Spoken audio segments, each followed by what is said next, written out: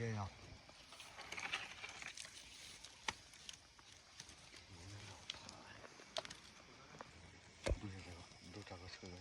cái cò nhà phố lơ lúc sau lọ lô anh các bạn wow hơi được gặp hầu quý nè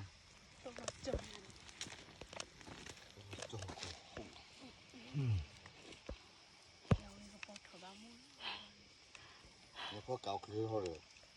được được rồi Cả nhà đó cái anh không lọt tiền thôi. cò mấy đâu vào chụp phim cò mấy này nhà phố mi đi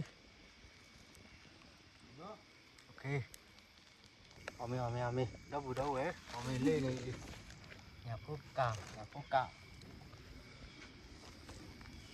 quét xì lại cái gì nào ome Nó cái gì ở đây nhỉ? ôi à hả Ở trên là nồi giá. ôi à con màu con mồi đấy Ale, được nhà phố cào cái phun lửa rồi đâu vừa lấy vô có cái phun lửa rồi dùng cái teo cái phun lửa